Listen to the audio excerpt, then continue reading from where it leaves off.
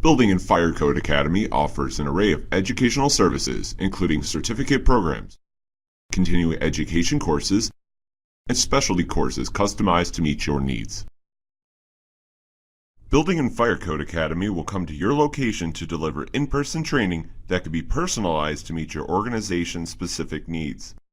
If you have employees that need training, but they're spread out in different locations across the world, the Building and Fire Code Academy online webinars gives your employees the knowledge they need while saving your company thousands of dollars on travel expenses and accommodating your budget and scheduling needs.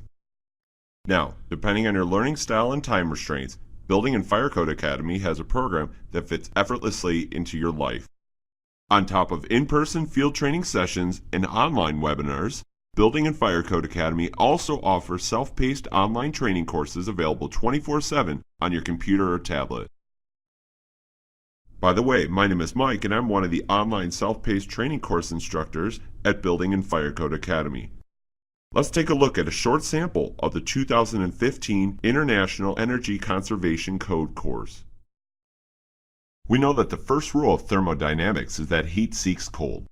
Take a look at this photo from a thermal imaging camera. The higher temperatures are shown in red.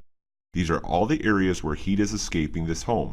Right now, your home, office, and even this building are losing heat, but at different rates and amounts depending on the materials and how well they were insulated.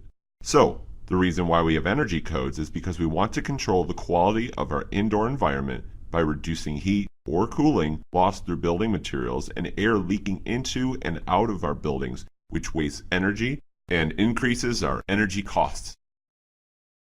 As a child, did you ever hear, "Turn off the lights when you leave the room"? Well, that is still a great idea. However, the largest portion of our home energy use is 42% for space heating. The U.S. Environmental Protection Agency estimates that we can save 20% of that largest 42% by air sealing our homes to reduce air leakage and by adding insulation to reduce heat loss through building materials.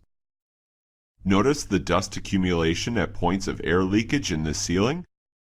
You can improve air leakage by adding insulation to attics, crawl spaces, and box sills.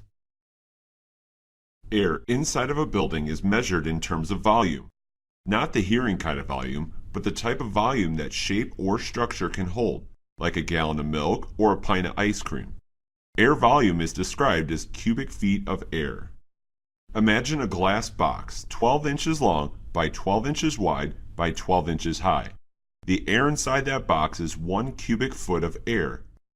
Our furnace fan and bathroom and kitchen exhaust fans all move cubic feet of air throughout and out of our buildings. How fast they can move those cubic feet of air is measured in cubic feet of air per minute, or CFM. An air change is the complete replacement of all of the air within a building space, expressed in terms of how many times per hour that complete air replacement happens. Natural air change occurs via gaps in construction materials and window and door openings.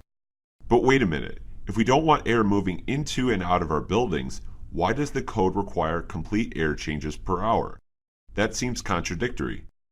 Remember, we want to control the amount of air coming into and going out of our buildings so that we can provide a healthy interior environment and at the same time prevent too many air changes that waste energy and money. This is a county line defined map of the lower 48 states. This next map shows the climate zones within the lower 48. Each climate defined in this map has a specific number of air changes per hour allowed. For instance, the warmer areas are allowed up to 5 air changes per hour in climate zones 1 and 2, while colder climate zones 3 through 8 are limited to 3 air changes per hour.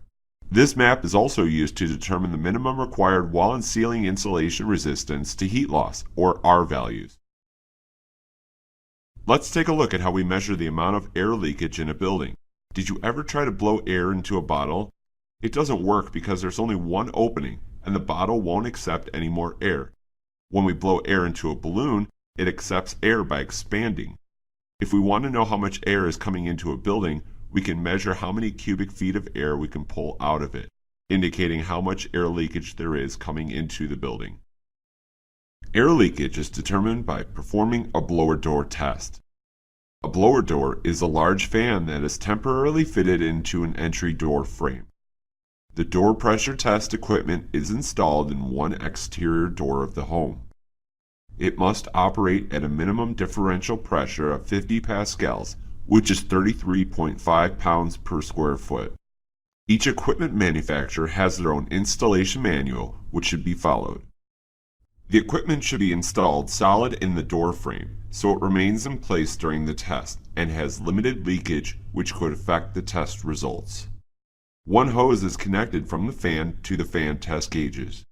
The exact location of the connection will depend on the manufacturer of the equipment. The other hose is connected to the test equipment and run through the door frame to the exterior. The hose should be located far enough away so it doesn't affect the test results. The hose is part of the test equipment and provides the pressure on the exterior of the home. This is compared to the interior pressure and it measures the pressure differential. It is important that the hose not be obstructed. If there is an enclosed porch, the hose should extend outside the porch. Before the test is run, all openings to the exterior of the house should be closed, including windows, exterior doors, and fireplace dampers. These openings do not have to be sealed, but they should be closed in their normal closed position. All window latches must be latched, and all exterior doors must be closed tightly, so they latch, with the exception of the exterior door that the fan test assembly is installed in. The closing of all openings includes doors, windows, and other closures, which are the building thermal envelope.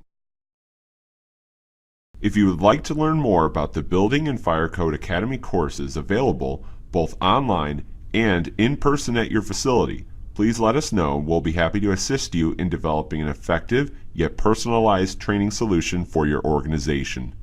Thanks for joining me today. I hope we'll see each other real soon.